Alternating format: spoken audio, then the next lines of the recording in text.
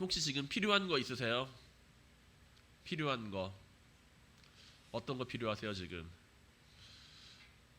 은혜가 필요하신가요? 우리는 늘상 무언가를 필요로 하고 무언가를 찾으며 살아갑니다. 내가 이 세상을 살아가면서 필요한 게 꼭 있기 마련이라는 것이죠. 사람이라는 존재가 다른 동물들보다 뛰어난 점이 여러 가지가 있겠지만 그 중에 하나는 나는 도구를 사용할 수 있는 존재이기 때문에 사람은 다른 동물들보다 뛰어나다라고 이야기를 합니다. 우리는 이 세상에 살면서 여러 가지 도구를 사용하죠. 그래서 밥 먹을 때 무엇을 사용하나요? 밥 먹을 때 숟가락, 젓가락, 내 손을 대신해 줄 수 있는 숟가락과 젓가락을 사용을 합니다. 그것을 사용하면 편하죠. 내 손에 음식물이 묻지 않고 지저분하지도 않게 먹을 수가 있으니까요. 공부를 할 때는 뭐가 필요한가요? 공부를 할 때 공부할 책이 필요할 것이고 볼펜이 필요할 것이고 연필이 필요할 것이고 요즘엔 태블릿으로도 공부를 하니까 태블릿이 필요할 수도 있습니다. 산에서 이제 나무를 합니다. 뭐가 필요할까요? 도끼 필요하고 톱 필요하고 그리고 여러 가지 기계들이 필요하겠죠. 산에 나무를 하러 갔는데 이제 거기에서 숟가락과 젓가락으로 나무를 하는 사람은 없을 겁니다. 그리고 공부를 하려고 하는데 중장비를 들고 와서 그걸로 이제 필기를 하거나 그러는 사람은 없을 겁니다. 가끔 가다 보면 세상에 이런 일이 같은데 보면은 중장비로 이제 노트 필기를 하는 엄청나게 대단한 능력을 가지신 분들이 나타나긴 하는데 굳이 그럴 필요는 없다라는 거죠. 우리는 상황에 맞는 물건이 필요합니다. 상황에 맞는 물건을 필요로 합니다. 종이를 자르려고 하면은 가위랑 칼을 찾고 공부를 하려면 펜과 볼펜을 찾는 것처럼 우리는 상황에 맞는 물건을 필요로 합니다. 그런데 만약에 그 물건이 내가 필요로 하는 그때 없다라고 한다면 짜증이 나겠죠. 내가 분명히 이걸 엿다가 뒀는데 없어요. 그러면은 굉장히 짜증이 날 겁니다. 내가 엿다가 뒀는데 누가 가져갔어? 그러면서요. 공사장에서 일을 할 때 여러 사람들이 와서 함께 일을 합니다. 그런데 그 가운데 이제 전문가로 일을 하시는 분들이 있고 그분들을 돕는 사람들이 있어요. 시다라 그러죠. 시다. 공사장에 있는 시다들. 그 사람들은 이제 공사장 전문가 하시는 그 전문가가 달라고 그러는 걸 줘야 됩니다. 벤치 하면은 벤치를 줘야 되고, 그 가위 하면은 가위를 줘야 되고, 그리고 망치 하면은 망치를 줘야 됩니다. 거기서 이제 뭐 전문적으로 8인치 뭐 육각 렌치를 달라 그럴 때 그걸 맞춰서 줘야 하는 그게 바로 그 시다의 일이죠. 그 일을 잘 하면은 칭찬을 받습니다. 하지만 그 일을 잘 못하면 엄청나게 욕을 먹죠. 이것도 하나 제대로 못하냐고요. 오늘 본문을 살펴보게 되면은 주님께서 필요로 하시는 것이 있었습니다. 주님께서는 지금 예루살렘에 들어가셨어요.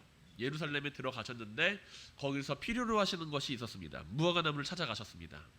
무화과 나무를 찾아가신 주님께서는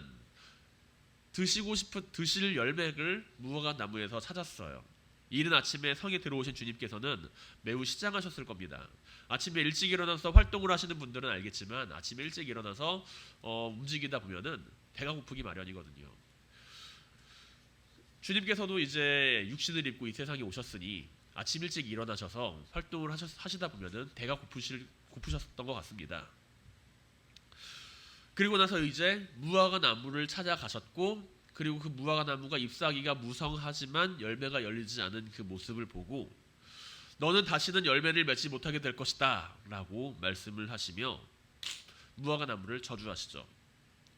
단순하게 생각해 본다면은 주님께서 필요로 하는 것, 주님께서 필요로 하는 그것을 무화과 나무가 주지 못했기 때문에 주님께서는 무화과 나무를 저주하셨다고 볼 수가 있습니다. 무화과 나무는 열매를 맺지 못했기 때문에 주님의 저주를 받았다라는 것이죠. 주님께서 좀 기분이 상하셨을까요? 내가 지금 무화과 나무에서 열매를 찾았는데 열매가 아무것도 없다. 그 사실을 바라보면서 기분이 좀 상하셨을까요? 아니면은 무화과 나무를 찾아가셔서 그 열매를 찾았지만 아무것도 열리지 않는 그 무화과 나무의 모습을 보면서 실망하셨을까요? 주님께서는 분명히 전하고자 하는 메시지가 있으셨기 때문에 제자들이 보는 앞에서 무화과 나무를 향하여 그러한 말씀을 하셨을 것입니다. 그렇다면 주님께서는 왜 무화과 나무를 저주했을까요? 단순히 열매가 열리지 않았기 때문에 화가 나서 저주하신 것은 아니라는 이야기죠. 무화과 나무는 당시 사람들에게 매우 익숙한 나무였습니다. 무화과 나무는 오늘날 우리나라 대한민국의 상황으로 보게 되면은 길가에 많이 보이는 은행나무 정도, 가을이 되면 은행이 많이 떨어지잖아요. 그런 은행나무 정도로 볼 수가 있지 않을까 생각이 됩니다. 무화과 나무에 대한 비유는 성경 안에서도 종종 등장하게 됩니다. 무화과 나무에 대한 비유를 우리는 성경을 읽으면서 마주하게 되는데, 오늘 본문과 평행 본문이라고 여겨지는, 같은 내용을 다루고 있는 본문이라고 여겨지는 마가복음 11장 12절에서는 오늘 본문에 대해서 다음과 같이 기록하고 있습니다. 멀리서 잎사귀 있는 한 무화과 나무를 보시고 혹 그 무화과 나무에 무엇이 있을까 하여 가셨더니 가서 보신즉 잎사귀 위에는 아무것도 없더라. 이는 무화과의 때가 아님이라 라고요. 주님께서는 무화과 나무를 찾아가셨는데, 그런데 그 상황을 보게 되면은 무화과 나무에 열매가 열리지 않는 것이 당연한 상황이라는 것이죠. 무화과 나무의 때가 아니라는 이야기입니다.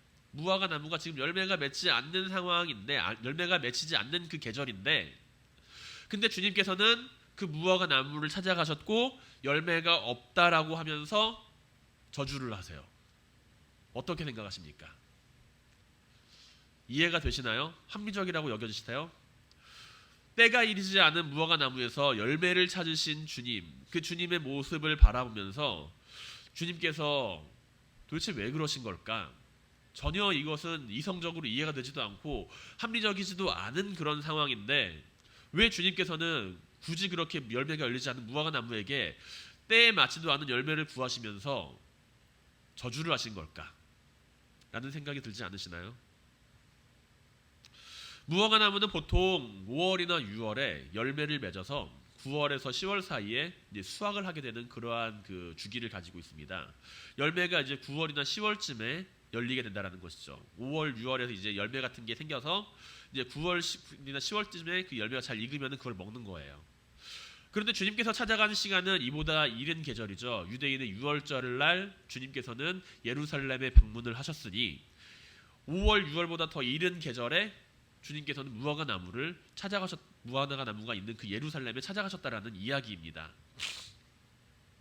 당시의 시간으로 생각해 본다면 무화과 나무에 열매가 없다라고 꾸짖으시는 예수님의 처사, 조금 뭔가 이해가 되지 않지만 우리는 단순히 그 열매라는 것을 바라보았을 때 주님께서 하신 말씀을 이해할 수가 없습니다. 왜냐하면 주님께서 바라시는 그 열매와 그리고 우리가 생각하는 열매는 다른 열매이기 때문이죠. 열매가 열리지 않는다라고 하는 것은 어떻게 보면은 그 열매가 열릴 준비를 하지 않고 있다라는 이야기와도 같습니다. 가령 예를 들어서 우리는 사과나무에 사과가 열리겠다라는 것을 무엇을 보며 기대를 하나요? 그 나무에 꽃이 피고 그 꽃에서 열매가 조그만하게 맺히고 그리고 그게 점점 커져서 사과라는 열매가 되는 모습을 바라본다라는 것입니다.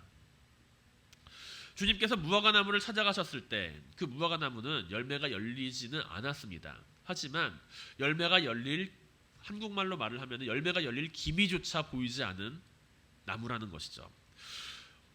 보통 5, 6월에 이제 열매같이 생긴 게 열리긴 하는데 주님께서 찾아가셨을 당시, 그러니까 한 3월 아니면 4월, 그 당시에는 열매가 열리지는 않았어도 그 가지에, 작은 가지 끝에 녹색의 조그마한 혹 같은 것 정도는 열렸어야 한다는 이야기예요. 그것이 열려 있어야 그게 점점 커서 열매가 되고 사람들이 먹을 수 있는 열매가 된다는 이야기죠. 그런데 주님께서 그 무화과 나무를 찾아가셨을 당시 이 작은 혹과 같은 열매조차 열려있지 않았다라는 이야기입니다. 즉 이 무화과 나무는 가을까지 아무리 기다려도 열매를 맺지 못하는 나무였다라는 이야기죠. 오늘 본문 가운데 주님께서는 예루살렘에 들어오셨습니다. 예루살렘에 들어오셔서 그리고 나서 밖에 잠깐 계시다가 다시 예루살렘으로 들어오시는 상황인데요. 예루살렘에 이제 들어오신 예수님, 그 예수님을 많은 무리들은 환호하고 영접합니다. 바리새인들과 이제 사두개인과 같은 유대 지도자들은 예수님을 째려보면서 예수님이 어떤 말을 하나 방해하고 그리고 그분에 대한 모습을 주시했겠죠. 주님께서 이제 예루살렘에 들어오신 이유는 우리가 잘 알다시피 십자가의 고난의 길을 걷기 위함입니다. 사람들은 그것을 모른 채 예수님을 환영했고 바리새인들과 사두개인들과 같은 유대 지도자들은 예수님을 죽일 모의를 하고 있는 상황이라는 것이죠. 주님께서는 그 소란스러운 그 상황을 피해서 예루살렘 밖으로 잠깐 나가셨습니다. 그리고 오늘 본문에 나와 있는 것처럼 아침 이른 시간에 사람들과 그 소란스러움을 피해서 예루살렘 성 안으로 들어가셨다라는 것이죠. 주님께서는 지금 심적으로 그리고 육체적으로 많이 피로하신 상황이었을 겁니다. 그런 상황에서 주님께서는 무화과 나무의 열매를 바라보면서 가셨어요. 쉽게 말해서 지금 주님께서 무화과 나무의 열매를 바라보면서 내가 저기서 엄청나게 큰 열매를 거두어야겠다라는 생각을 가지고서 그 나무를 찾아가신 것이 아니라 지금 줄이신 그 상황, 배가 고프신 그 상황, 그리고 혼란스러운 그 상황 가운데 잠깐 그것을 피해서 내 그 상황을 잠깐 피해줄 자신의 그 육신의 괴로움을 잠깐 피해줄 그 작은 열매를 바라셨다라는 것이죠. 열매조차 아니죠. 열매조차 아니고 작은 그 알맹이, 그것을 바라셨다라는 것입니다. 하지만 주님께서 그 무화과 나무의 큰 열매를 기대하지 않으셨지만, 지금의 약간의 허기를 면할 수 있는 작은 열매를 원하셨지만, 무화과 나무는 주님의 그 필요를 채워줄 어떠한 준비도 하고 있지 않았다라는 거예요. 우리나라 속담에 보면 크게 될 나무는 무엇부터 알아본다라고 그러나요? 크게 될 나무는 떡잎부터 알아본다. 많은 경우에 우리는 주님께서 나를 찾아오시리라고 생각하지 않을 때가 많이 있어요. 나는 주님을 믿고 주님을 잘 따르고 있지만 주님께서 지금 나를 찾아오실까라고 생각을 하며 조금 이따 찾아오시겠지. 주님께서 나를 사용하실까라고 생각을 하면서 나보다 더 뛰어난 사람을 사용하시겠지라고 생각을 할 때가 많이 있다라는 겁니다. 주님께 내가 드릴 게 많이 있을 때 찾아오면 참 좋겠다라고 생각을 하면서 지금 내가 가지고 있는 것이 아무것도 없기 때문에 주님께서 오셔도 나는 아무것도 드릴 수가 없습니다라고 생각을 하는 경우가 종종 있다라는 것입니다. 그런데 주님께서 우리를 찾아오셔서 요구하시는 것은 엄청나게 큰 것을 요구하시는 게 아니라 때로는 작은 것을 요구하실 때가 있다라는 것이죠. 오병이어의 말씀을 기억하시나요? 보리떡 5개와 물고기 2마리. 그 상황에서 아이는 주님께 자기가 가진 작은 것을 가져왔지만 주님께서는 그것을 통하여서 큰 일을 행하십니다. 우리가 주님을 찾아 나서고자 하고 우리가 주님을 만나고자 할 때 나는 내가 주님께 무엇을 드릴까라고 하는 생각을 하는 것이 아니라 내가 지금 주님께 드릴 것을 준비하고 있는가를 바라보아야 할 때가 있다라는 거예요. 주님께서 나에게 엄청난 것을 요구한다고 할 때 내가 그것을 다 드려야지라고 하는 그러한 결단이 아니라 내가 그것을 드릴 수 있는 준비를 하고 있는가, 준비된 자로서 내가 주님을 맞이할 수 있는가, 그것을 우리는 바라보아야 합니다. 주님께서 마태복음 25장에서 슬기로운 열처녀의 비유를 하십니다. 슬기로운 열처녀의 비유. 이제 신랑을 맞이하려고 하는 슬기로운 열처녀는 그 신랑을 맞이하기 위해서 많은 기름을 준비를 해요. 하지만 미련한 열처녀는 어떻게 하나요? 그때 그 당시에 사용할 수 있는 그 기름만을 준비를 합니다. 슬기로운 열처녀는 신랑이 언제 오든지 맞이할 준비를 하고 있지만 미련한 열처녀는 준비를 하면서도 설마 기름이 떨어질 때 오시겠어? 라고 생각을 하면서 별다른 준비를 하지 않았다는 것이죠. 준비라고 하는 것은 주님께서 나를 찾아오실 것이다, 나를 필요로 하신다 라고 하는 그 믿음을 가지고 있는 사람만 할 수 있는 것입니다. 내가 주님을 위한 준비를 하겠다, 내가 주님을 향하여 내가 나의 가장 작은 것이라도 드릴 수 있는 그 준비를 하겠다라고 하는 사람은 그러한 믿음을 가지고 있는 사람이 주님을 향한 준비를 할 수 있는 사람이에요. 다른 사람들도 다 이렇게 살아간다고 변명을 하면서 아무런 준비도 없이 살아간다면 우리는 결국에 주님께서 나를 찾아오셨을 때 주님께 드릴 작은 믿음조차 드리지 못할 수가 있다라는 것입니다. 열매 맺지 못하는 무화과 나무는 주님께서 저주하지 않으셨어도 결국에는 열매를 맺지 못할 준비를 하고 있었기 때문에 열매를 맺지 못하는 나무로 그 삶을 살아가게 됩니다. 그리고 열매를 맺지 못하는 나무는 주님께서 시들어버리리라 말씀하지 않으셨을지라도 결국에는 언젠가 찍혀져서 버림을 받게 될 운명이라는 것이죠. 우리가 이 세상을 살아가면서 믿음이라는 것을 가지고 살아간다는 것은 언제나 준비된 자의 삶을 살아간다는 이야기와도 같습니다. 내가 믿음을 가지고서 주님을 바라본다라는 것은 주님을 향하여 내가 주님께서 나를 구원하셨다. 그 믿음뿐만이 아니라 주님께서 나를 찾아오실 때 내가 주님께 드릴 것을 내가 준비를 하고 있다라는 그 말과도 같은 이야기예요. 사랑하는 성도 여러분, 주님께서 우리를 찾아오셨을 때 주님께서 필요로 하시는 것을 드릴 수 있는 준비가 되는 삶을 살아가시길 바랍니다. 우리가 주님께서 큰 것을 요구하신다. 나에게 큰 것이 없습니다. 라고 이야기를 하면서 나는 주님께 드릴 것이 없습니다. 라고 이야기를 하는 것이 아니라 주님께서 나를 찾아오셨을 때 소자에게 냉수 한 그릇을 주는 것이 나에게 한 것이다. 라고 하는 그 말씀을 주님께서 하신 것처럼 우리는 주님께서 요구하시는 그것을 드릴 마음의 준비를, 믿음의 준비를 하고 있어야 한다라는 이야기입니다. 나는 특별하지 않아. 나는 나 스스로에게 아무것도 기대할 만한 것이 없어. 나는 주변에서 볼 수 있는 너무나도 평범한 사람이야. 내가 나에게 아무런 스스로 기대도 하지 않고 아무런 준비도 하지 않고 있을지도 몰라요. 마치 길가에 놓여있는 여러 무화과 나무 가운데 하나처럼 우리는 스스로를 평가하기도 합니다. 그러나 길가에 있는 수많은 무화과 나무 가운데 주님께서 굳이 나한테 오실까? 라고 할 때 내가 그렇게 준비되지 않은 자세로 기다리고 있다라고 한다면 주님께서 나를 찾아오게 되셨을 때 나는 아무것도 주님의 일을 행할 수가 없습니다. 이러한 착각 속에서 우리는 우리에게 작은 믿음을 요구하시는 주님을 향하여 큰 실망을 안겨드리게 될 수 있음을 반드시 명심해야 합니다. 내가 필요로 하는 도구가, 내가 필요로 하는 가위가, 내가 필요로 하는 망치가 제자리에 없을 때 우리는 그 모습을 바라보며 화가 나고 짜증이 날 때가 있습니다. 주님께서 우리에게 작은 믿음을 요구하실 때 그 믿음이 그 자리에 있지 않음을 바라보시면서 주님은 어떻게 생각하실까요? 내가 너에게 구하는 것이 엄청나게 큰 것도 아니고 매우 작은 믿음이라고 할지라도 너는 그것조차 가지고 있지 못하다고 이야기를 듣기를 원하십니까? 아니면은 우리의 삶이 언제나 준비되어 있는 삶으로 주님께 내 아이 믿음의 삶을 드릴 수 있는 그 삶으로 나아갈 수 있기를 원하십니까? 주님께서 무화과 나무를 찾아가셨을 때 작은 열매라도 기대하고 계셨던 것처럼 지금 우리를 향하여 주님께서는 작은 믿음이라도 기대하고 계십니다. 주님께서는 언제 찾아오실지 모릅니다. 앞으로 열매를 맺을 것이라 주님께 변명한다 해도 주님께서 필요로 하는 그때 그 필요를 채워드리지 못한다면 주님께서는 실망하실 것입니다. 주님 아직 나에게는 그때가 아닙니다.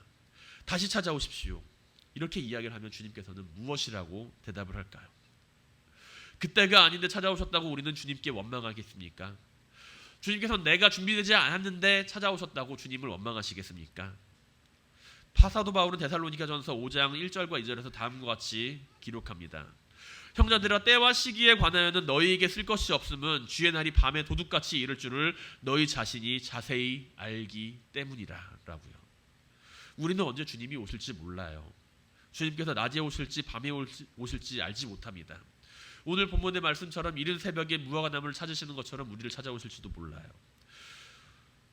만일 우리가 준비되어 있지 않는 자세를 가지고 있다면 주님께서는 그 상황 가운데 크게 실망하실 것입니다. 오늘 본문의 무화과 나무는 어쩌면 작년까지만 해도 열매를 맺었을지도 몰라요. 바로 작년까지만 해도 재작년까지만 하더라도 열매를 맺었을지도 몰라요. 하필이면 올해 열매를 맺지 않았을지도 모릅니다. 하지만 우리가 바라보아야 할 것은 그 무화과 나무가 지금 주님께서 필요로 하시는 열매를 맺지 못하고 있다는 거예요. 믿음이라는 것은 과거의 모습이 아닙니다.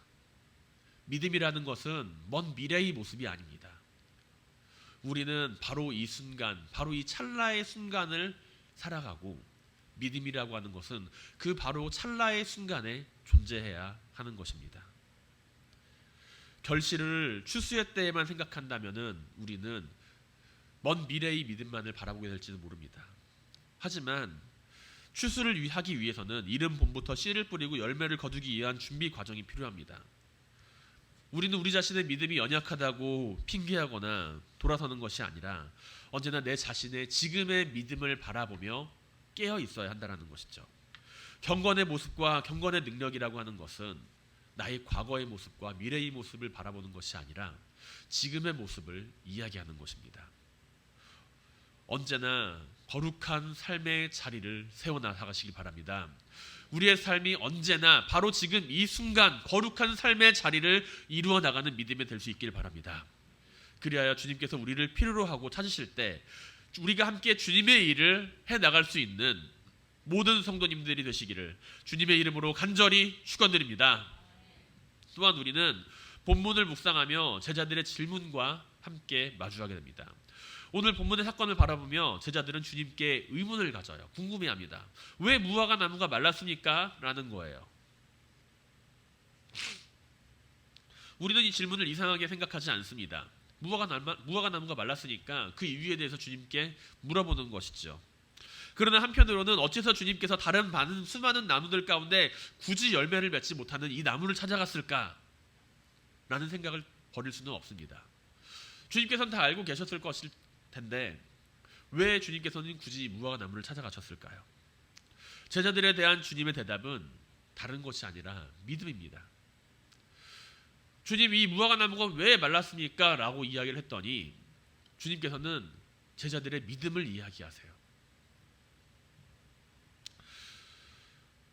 주님께서는 이야기하시죠. 너희에게 겨자씨만한 믿음이 있으면 산이 바다에 던져지라 하여도 될 것이다 라고요. 가슴이 뛰지 않으세요? 우리의 믿음이 산을 옮길 만한 저런 큰 능력이 있다라는 그 말을 들었을 때 가슴이 뛰지 않으시나요? 설레지 않으시나요? 그런데 문맥상으로 살펴볼 때 제자들의 질문, 무화과 나무가 왜 말랐습니까? 라는 그 질문에 대한 대답은 될 수가 없다라는 것이죠. 왜냐하면은 제자들은 지금 무화과 나무가 마른 상황을 보고 있고 그 무화과 나무가 마른 이유에 대해서 물어보고 있는데 주님께서는 너희의 믿음이 있다면 무화과 나무에게는 이런 일뿐만이 아니라 이 산들로 들려서 바다에 던져지라 하더라도 될 거야 라고 이야기를 하신다는 거예요. 다시 말해서 제자들은 무화과 나무가 왜 말랐나는 모릅니다. 지금 무화과 나무 왜 말랐어요? 그랬더니 너희에게 믿음이 있으면 이렇게 할 수 있어. 산도 옮길 수 있어. 라는 이야기라는 것이죠. 주님은 제자들에게 열매가 없는 무화과 나무를 통해서 하시고자 하셨던 그 말씀은 그들이 가져야 할 믿음의 모습에 대해서 함께 이야기를 해주시기를 원했다라는 것입니다. 앞으로 제자들은 주님께서 이제 십자가에 달려서 죽으심으로 말미암아 그동안 주님을 따랐던 그 믿음에 대해서 시험을 받게 될 겁니다. 주님께서 십자가에 달려 돌아가시고 그리고 제자들만 남게 되었을 때 제자들은 자신들이 가지고 있는 믿음에 대해서 시험을 당하게 될 겁니다. 수많은 사람들이 예수 그리스도를 믿는 제자들을 핍박을 하고 괴롭게 만들 것입니다. 이러한 사건들 앞에서 주님은 열매 맺지 못하는 무화과 나무를 통하여 제자들에게 믿음의 능력에 대해서 말씀을 하고 계신다는 것이죠. 잎사귀만 무성하여 열매를 맺지 못하는 나무는 경건의 모습만 있고 경건의 능력이 없는 이들인 대제사장들과 서기관들을 비유적으로 의미합니다. 당시의 대제사장들과 서기관들은 입으로는 하나님을 찬양하고 경배하며 예배를 드리는 모습을 가지고 있지만 주님께서 찾으시는 그 믿음의 모습을 가지고 있지는 않았다라는 것이죠. 그 나무는 무엇으로 안다라고 이야기를 하시나요? 나무의 열매로 그 나무를 안다라고 이야기를 하시죠. 열매를 맺지 못하는 그 나무들, 무화과 나무. 그 무화과 나무를 통하여서 주님께서는 열매를 맺지 못하는 서기관들과 바리새인들과 같은 유대 지도자들의 모습을 이야기를 하고 계십니다. 겉으로 보기에는 잎사귀가 매우 많아요. 풍성하게 엄청나게 많은 열매를 맺을 것처럼 많은 잎사귀를 가지고 있지만 실상 찾아가 보았더니 아무런 열매도 맺지 못하는 나무라는 이야기입니다. 겉으로 보기에는 열심을 다하는 것 같지만 실상은 자신의 명예와 이익을 위해서만 움직이는 바리새인들과 서기관들에게 주님이 말씀하시는 믿음은 보이지 않습니다. 그렇기에 그들을 향하여서 잎만 무성하고 열매를 맺지 못하는 무화과 나무를 비유하여 말씀하고 계시다라는 것이죠. 주님께서 원하시는 믿음의 모습은 경건의 모습과 경건의 능력을 가지고서 세상을 두려워하지 않는 믿음입니다. 너희에게 작은 믿음만 있다라고 한다면 이 나무가 말라 비틀어지는 것뿐만이 아니라 산을 옮길 만한 능력도 너희는 행할 수가 있다. 그 이야기를 하신다는 것이죠. 주님께서는 십자가에 달려 돌아가시고 부활하시고 승천하신 후에 제자들과 주님을 따르는 이들을 이제 떠나셔야만 합니다. 하지만 그들에게 약속을 하세요. 너희에게 성령을 보내주겠다. 제자들은 약속하신 성령을 받고 그 안에서 믿음을 가지고 살아가야 합니다. 그리고 이 모습을 보며 열매를 맺지 못하는 무화과 나무들을 바라보며 주님을 향한 핍박과 박해를 그들은 믿음 안에서 이겨나가야 한다는 것이죠. 주님을 향한 믿음을 가지고 살아가는 이들은 세상의 두려움과 맞서야만 합니다. 주님을 향한 믿음을 가지고 사는 사람들은 세상이 우리를 괴롭게 만든다 하더라도 그것과 맞서 나가야 하는 삶의 모습을 가지고 살아가야 합니다. 이러한 상황 가운데, 이러한 삶의 모습 가운데 주님을 믿는 사람에게 필요한 것은 초능력과 같은 힘과 권능이 아니라 믿음이라는 것이죠. 주님께서 말씀하시는 믿음은 단순히 식물을 키우거나 죽이거나 하는 그런 초자연적인 능력이 아닙니다. 무화과 나무를 마음대로 시들게 할 수 있다. 문자 그대로 해석하게 되면 무화과 나무를 믿음을 가진 사람은 무화과 나무를 마음대로 시들게 하고 자라나게 할 수 있다. 초능력이잖아요. 산을 옮길 수 있다. 엄청나게 큰 능력이 아닙니까? 슈퍼맨이 와서 산을 옮길 수 있잖아요. 그런데 열매를 맺지 못하는 그 무화과 나무 앞에서 그들은 무성한 잎사귀에 떨거나 두려워하지 않으며 산을 움직일 수 있을 만한 큰 믿음을 가진다라고 하는 것은 내가 그 일을 행하는 것이 아니라 그 일을 행하시는 하나님을 믿고 살아가라는 이야기입니다. 내가 무화과 나무를 시들게 만드는 게 아니에요. 내가 산을 옮기는 것이 아닙니다. 나의 믿음이 크고 놀랍고 위대하다 하더라도 그것이 산을 움직이는 것이 아니라 내가 믿고 있는 하나님, 내가 믿고 있는 예수 그리스도가 그 일을 행하신다라는 것이죠. 우리는 때로 믿음 안에서 착각을 해요. 내가 큰 믿음을 가지고 있으면 나에게 큰 능력이 있을 것이다라고요. 내가 큰 믿음을 가지고 살아가면은 나는 내 힘으로 산을 옮길 수 있고 내 힘으로 이 무화과 나무를 싹 틔울 수 있다라고 생각을 합니다.